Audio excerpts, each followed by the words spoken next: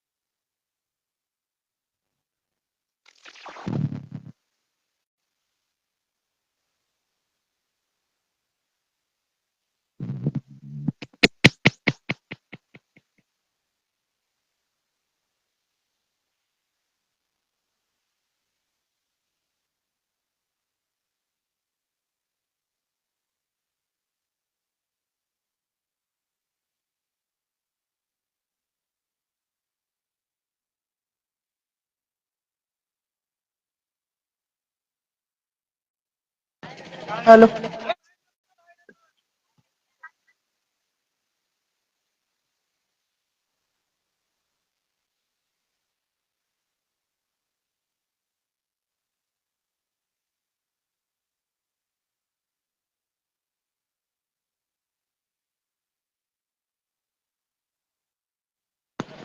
Hello, hello, hello, hello. আচ্ছা, এই load shedding করিয়ে আমাদের সভা কিন্তু বন্ধ করা যাবে না। আমাদের গলার যা জোর আছে, মোটামুটি আওয়াজ সিদ্ধি চৌমাথা সবাই শুনতে পাবে। তো যাই হোক, বিধায়ক সাহেব অনেক কথা বলেছেন গতকালকে, এবং তৃণমূলের নেতারা বলেছেন কামদেবপুর হাটে। কামদেবপুর হাটে যা বলেছেন তার প্রত্যুত্তর দেয়া আওয়াল সিদ্ধি হাটের দরকার নেই, আবার কামদেবপুর হাটে প্রয়োজনে মঞ্চ বেঁধে দেবো। আওয়াল সিদ্ধি হাটের কথা বলি বা আওয়াল সিদ্ধি চৌমাথার কথা বলি।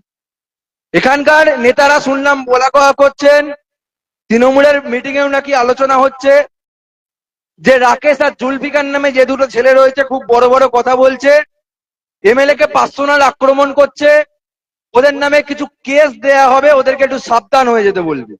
এমএলএ সাহেবকে বলবো, তৃণমূল কংগ্রেসকে বলবো, সাবধান আপনারা হয়ে যান। এতদিন যা করেছেন, চুরি করেছেন আমডাঙ্গার বুকে, আমডাঙ্গার মানুষের মাথায় টুপি পরিয়ে যে কাঁঠাল ভেঙেছেন, আগামী দিনে তা আর করতে পারবেন না। আইএসএফ রাস্তায় আছে সাধারণ মানুষকে সঙ্গে নিয়ে। কেসের ভয় দেখাচ্ছেন, আমার বিরুদ্ধেই বলুন আর জুলফিকারের বিরুদ্ধেই বলুন, আমাদের বিরুদ্ধে। আমরা যখন সরকারি শিক্ষা ব্যবস্থার হাল ফেরানোর দাবিতে বারাসাত ডিএম অফিস অভিযানে গিয়েছিলাম, সেখানে জেলার ডিএম অফিসের গেট ভাঙার মিথ্যা অপবাদে আমাদেরকে 24 ঘন্টা বারাসাত থানায় একটা 8 ফুট বাই 8 ফুট ঘরের মধ্যে 16 জন ছাত্রকে রেখে দেওয়া হয়েছিল। 24 ঘন্টা পরে স্পেশাল কোর্ট থেকে শনিবারে আমরা জামিন নিয়েছি বারাসাত কোর্ট থেকে, এবং বেরিয়েছি। কয়েক হাজার লোক আমাদেরকে সংবর্ধনা জানাতে এসেছিল। শুধু তাই নয় এমএলএ সাহেব, আপনাকে বলবো, যেদিন বুকের ছাতি চওড়া করে আমডাঙ্গা থানায় ঢোকার সাহস দেখাতে পারবেন, সেদিন আমাদের বিরুদ্ধে কেস করার কথা ভাববেন। আপনি আর আপনার সভাধিপতি ভাই তো থানায় ঢুকতেই পারেন না, কেস করবেন কোথায়? আর এক ভাই উকিল বাবুকে দিয়ে, ওরকম উকিল আমরা অনেক দেখেছি। ওই রকম উকিলের পাশের ঘরে বসা অনেক উকিল আছে যারা জামিনের কাগজ নিয়ে রেডি আছে, আপনি কেস করার আগে জামিন হবে, কারণ আপনার কেসের কোনো ভিত্তি থাকবে না। আপনি যে কেস করার কথা বলছেন, পুলিশ অ্যাকশন নেবে তো আমাদের বিরুদ্ধে। বারাসাত থানায় যে 24 ঘন্টা অ্যারেস্ট হয়েছিলাম, 15টা এসআই, 15 জন এসআই এসে আমাদের সঙ্গে কথা বলেছেন। তার মধ্যে 15 জনই বলেছেন সোনা না হলে বাবু। কেউ তুই তোকারি পর্যন্ত করেননি, নাম ধরে পর্যন্ত ডাকেননি। বলেছেন তোরা আইএসএফ করিস, তার মানে তোরা নওশাদ সিদ্দিকীর দল করিস। নওশাদ সিদ্দিকীকে আমরা খাকি উদ্দিটা পরে হয়তো সাপোর্ট করতে পারি না, কিন্তু ভেতরে ভেতরে আমরা নওশাদ সিদ্দিকীকে সম্মান করি। আজকে পশ্চিমবঙ্গের মধ্যে রাজনৈতিক নেতা সব থেকে ভদ্র, সব থেকে শিক্ষিত, মার্জিত যদি কেউ থাকে, সেটা নওশাদ সিদ্দিকী। পুলিশ আমাদের সম্পর্কে এই ভিউ রাখে, আর আপনার সম্পর্কে যেটা রাখে, আমডাঙ্গা থানায় আপনি তার জন্য ঢুকতে পারেন না।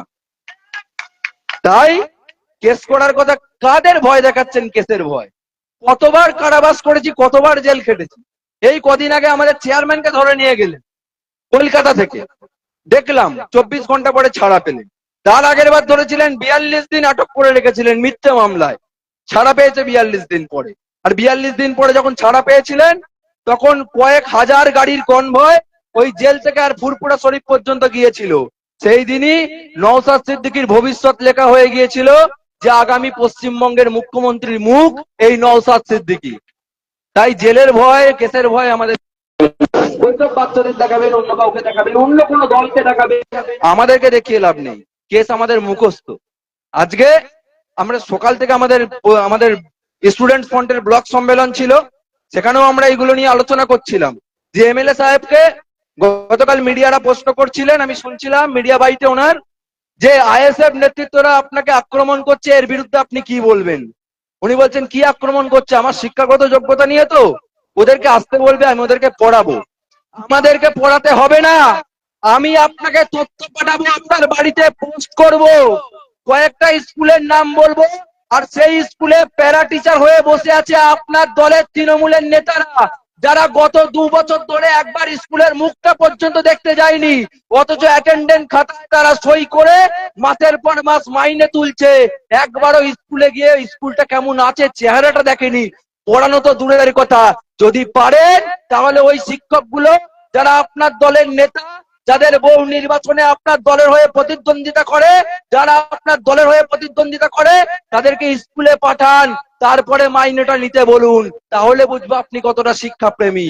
আমি তখনই বুঝবো আপনি শিক্ষাপ্রেমী যখন আমাদের যে দাবি রাহানে সিনিয়র মাদ্রাসাকে ওখানে আলিয়া ইউনিভার্সিটির ক্যাম্পাস করতে হবে, আপনি যান। অবশ্য আপনার কথা মমতা ব্যানার্জি শোনে না। আমি বক্তব্য রাখতে আসবো বলে গতকালকে গত 3 বছর আগের একটা প্রশাসনিক বৈঠক আর গত 6 বছর আগের একটা প্রশাসনিক বৈঠক দেখছিলাম। সেখানে দুবারই মমতা ব্যানার্জি রফিকুর বলতে গিয়ে রফিকার বলছেন। এই রফিকার বল। ও বলছে আমার দত্তপুকুরে একটা কলেজ, কোনো কলেজ হবে না, বস। আর একবার উঠে উঠে বলছেন আমার কয়েকটা দাবি আছে। আর তোদের দাবি, তোরা বস, তোর আমার কিছু দাবি আছে তোদের কাছে দে। সোমবার আমডাঙ্গাকে লুট কর এবং আমাকে আবার মুখ্যমন্ত্রী বানা, এটাই মমতা ব্যানার্জির দাবি। দত্তপুকুরে কলেজ চাই না, রানা সিনিয়র মাদ্রাসায় আলিয়ার ক্যাম্পাস চাই না, কোন স্কুলে শিক্ষক দেব না, শিক্ষিকা দেব না। আমডাঙ্গা অশিক্ষিত হয়ে পড়ে থাকুক, আমডাঙ্গায় বোমা তৈরি হোক, আমডাঙ্গায় বারুদ মজুদ হোক, এবং সেইখান থেকে আমডাঙ্গা থেকে তুই জিতে আয়, আর তোদেরকে এমএলএ নিয়ে আমি তোদের মাথায় উঠে মুখ্যমন্ত্রী হব। আর তোরা যখন তোদের এলাকার উন্নয়নের কথা বলতে আসবে আমি শুনবো না। এটাই আজকের মুখ্যমন্ত্রী, এটাই প্রশাসনিক বৈঠকে মুখ্যমন্ত্রী করেন। আমরা লজ্জিত, আমরা লজ্জিত আমডাঙ্গাবাসী হিসাবে যে আমাদের এমএলএ আইএসএফ করি আমরা, কেউ সিপিএম করে, কেউ বিজেপি করে, কেউ কংগ্রেস করে, কিন্তু উনি তো সবার এমএলএ। উনি আমডাঙ্গার অভিভাবক বিধানসভায়, 2.5 লাখ ভোটারের প্রতিনিধি উনি। উনাকে বসিয়ে দেওয়া হচ্ছে, কথা বলতে দেওয়া হচ্ছে না। আমডাঙ্গার হয়ে উনি কথাই বলতে পারছেন না ওনার দলে। আর উনি আর একটা প্রেস বাইটেই দেখছিলাম, উনি বলছেন যে ভাঙড়ের বিধায়ক নওশাদ সিদ্দিকী এবারে জিতবে কিনা সেটা নিয়ে সন্দেহ আছে। সন্দেহ নয়, সম্ভবত উনি চ্যালেঞ্জ করেছেন যে ভাঙড়ের বিধায়ক এবার ভাঙড় থেকে জিতবেন না। ওসব নিয়ে আপনাকে ভাবতে হবে না, ভাঙড় অনেক দূর। আপনি চিন্তা করুন আমডাঙ্গায় আপনি 26-এ টিকিট পাবেন কিনা এবং কোন দল থেকে টিকিট দেবেন সেইটা চিন্তা করুন। আপনাকে ভাঙড় নিয়ে ভাবতে হবে না। কি আশ্চর্য, উনি ভাঙড়ের বিধায়ক জিতবেন কিনা সেই নিয়ে পড়ে রয়েছেন, নিজের দল নিজেকে টিকিট দেবে কিনা সেই নিয়ে চিন্তায় ব্যস্ত। গতবারও দেয়নি, এই 34 নম্বর আটকে গাছের গুড়ি ফেলে টিকিট এনেছেন কান্নাকাটি করে টাকা খাইয়ে, আর এখন এসে এখানে বলছেন ভাঙড়ের বিধায়ক জিতবে না। আশ্চর্য ব্যাপার, শুনি হাসিও লাগে আসলে, এবং সব থেকে খারাপ লাগে যে ওনাকে যেভাবে সাধারণ মানুষ খিস্তি দেয় কমেন্ট বক্সে এসে। আমার খারাপ লাগে যে আমার বিধায়ককে এইভাবে খিস্তি দিচ্ছে, আমি পক্ষে নই। আমরা কখনো আমার এবং জুলফিকারের বিরুদ্ধে তো বলছে আমরা ওনার শিক্ষাগত যোগ্যতা নিয়ে প্রশ্ন তুলেছি, কখনো তুলিনি, কখনো তুলিনি ওনার শিক্ষাগত যোগ্যতা নিয়ে প্রশ্ন। আমরা ওনার এপিডেভিট দেখেছি, ওনার এপিডেভিট কপি আমাদের কাছে রয়েছে, চাইলে দেখাতে পারবো। উনি গ্র্যাজুয়েট, ওনার শিক্ষাগত যোগ্যতা উনি প্রমাণ্য যেটা দিয়েছেন ইলেকশন কমিশনে, উনি গ্র্যাজুয়েট। আমাদের কোনো প্রশ্ন নেই সেই বিষয়ে। আমরা শুধু বলেছি যে পেপারে আমরা দেখতে পেয়েছি যে আপনি বিধানসভার বাজেট অধিবেশনে বলতে গিয়ে, ইংরাজিতে বলতে গিয়ে ল্যাজে গোপরে হয়ে গেছেন, এবং আপনার পিছনে বসে থাকা আপনারই দলের বিধায়করা তাতে হাসাহাসি করছিল এবং বলছিল বাংলায় ফিরে এসো বাবা। আমরা এটাই বলেছি, যা পেপারে দেখেছি তাই বলেছি। আমরা আপনার শিক্ষাগত যোগ্যতা নিয়ে প্রশ্ন তুলিনি। কেন তুলবো? আপনি তো আমাদেরই বিধায়ক, তুললে তো সেটা আমাদেরই লজ্জা হবে। আমরা সে বিষয়ে কোনো কথা বলতে চাই না। এবার আসি বিজেপির দালাল। আমরা বিজেপির দালাল, আমরা ওই জন্য বিজেপির বিরুদ্ধে আন্দোলন করতে গিয়ে আমাদের চেয়ারম্যান অ্যারেস্ট হচ্ছেন, মমতা ব্যানার্জির পুলিশ অ্যারেস্ট করছে। বিজেপির দালাল আমরা, বিজেপির বিরুদ্ধে যেখানেই কথা বলছি সেখানে তৃণমূলের পক্ষ থেকে আক্রমণ করা হচ্ছে। বিজেপির দালাল আমরা। কালকে মঞ্চ বেঁধে বলছিলেন যে বাইরের রাজ্যে নাকি বাঙালিরা সুরক্ষিত নয়, সেখানে নাকি মার খাচ্ছে। হ্যাঁ, মার খাচ্ছে, আমরাও তার জন্য প্রতিবাদ করছি। আমাদের চেয়ারম্যান সেই প্রতিবাদ দিয়েই পরিযায়ী শ্রমিকদের উপর যেভাবে আক্রমণ হচ্ছে তার প্রতিবাদেই কলকাতায় ধর্ণা করতে চেয়েছিলেন। কলকাতার একটা সাইডে ব্যারিকেড করে দিতে বলেছিলেন পুলিশদেরকে, যে বাইরে যে পরিযায়ী শ্রমিকরা আন্দোলন, তারা যে মার খাচ্ছে তার বিরুদ্ধে আমি বসে একটু কাঁদবো। তাকে বলছে তোকে কাঁদতে হবে না, জেলে চল। তাকে পেটে ঘুষি মারা হয়েছে, তাকে আটক করা হয়েছে। এই বাঙালি পরিযায়ী শ্রমিকদের প্রতি এই ওদের দরদ, এইটাই ওদের দরদ। আজকে বাইরে শুধু আক্রান্ত তো হচ্ছে না বাঙালি, বাঙালি তার নিজের রাজ্যে আক্রান্ত হচ্ছে। তার বিরুদ্ধে কি স্টেপ? জায়গায় জায়গায় দেখতে পাচ্ছি নিম্নবর্ণের মানুষের উপরে আক্রমণ পশ্চিমবঙ্গের বুকে, জায়গায় জায়গায় সংখ্যালঘু মুসলমানের উপর আক্রমণ পশ্চিমবঙ্গের বুকে। কিন্তু কোথাও আমরা পুলিশের পক্ষ থেকে কোন রকম অ্যাকশন দেখতে পাচ্ছি না। কেন দেখতে পাচ্ছি না? কারণ বিজেপির দালাল। কিন্তু ওরা আবার বলছে আইএসএফ বিজেপির দালাল। যাই হোক, আমি বক্তব্য দীর্ঘায়িত করবো না। বিশ্বজিৎ দা আসছেন, জুলফিকার বলবে। আমার কথা আমি এই বলেই শেষ করবো আপনাদের কাছে, যে এই অপশাসন থেকে পশ্চিমবঙ্গকে মুক্ত করতে হবে, এই অপশাসন থেকে আমডাঙ্গাকে মুক্ত করতে হবে। দেওয়ালে পিঠ থেকে গিয়েছে আমডাঙ্গার মানুষের। আমি তো পাবলিক ট্রান্সপোর্টে যাতায়াত করি, টেকার, বাস। আমার বাড়ির ঠিকানাও খুঁজছিলেন এমএলএ সাহেব, মথুরা সন্তোষপুর থেকে ঢুকবেন, 2 মিনিট সময় লাগবে আমার বাড়ি যেতে। ছাত্র মিলন সংঘ আপনি যে ক্লাবে 5 লাখ টাকা করে দিয়েছিলেন তার মধ্যে ওই ক্লাবও পেয়েছিল, ওই ক্লাবের পাশেই আমার বাড়ি। যে কেউ বললে দেখিয়ে দেবে। রাকেশ বেড়া আমার নাম, বাবার নাম হেমন্ত বেড়া, গ্রাম মথুরা, পোস্ট বোদাই, থানা আমডাঙ্গা, জেলা উত্তর 24 পরগনা। সাহস থাকলে লোক পাঠাবেন। আপনার ওই বোদাই পঞ্চায়েতের দুটো নেতা, যখন আপনি ওই মমতা ব্যানার্জির কাছে ঝাঁটানি খেয়েছিলেন, আমি ফেসবুকে পোস্ট করেছিলাম আজ থেকে 6 বছর আগে। আপনার দুটো নেতা আমার বাড়ি খুঁজতে চেয়েছিল।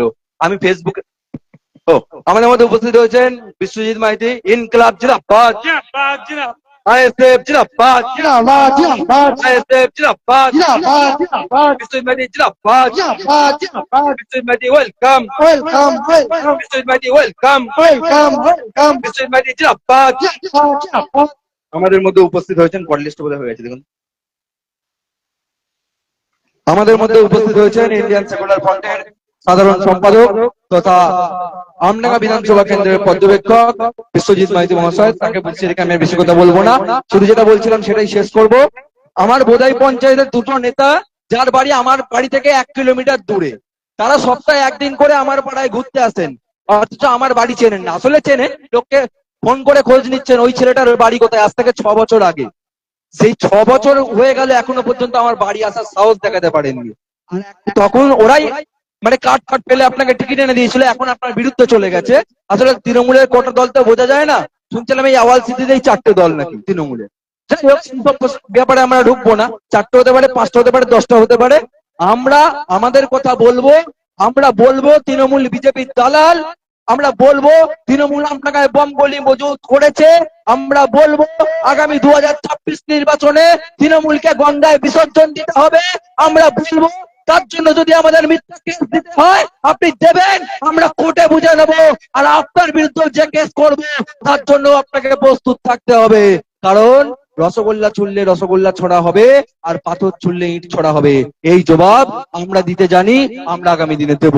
এই কথা বলে আমি আমার বক্তব্য শেষ করলাম। সকলকে ধন্যবাদ। ইনকলাব জিন্দাবাদ, স্টুডেন্টস ফ্রন্ট জিন্দাবাদ, আইএসএফ জিন্দাবাদ।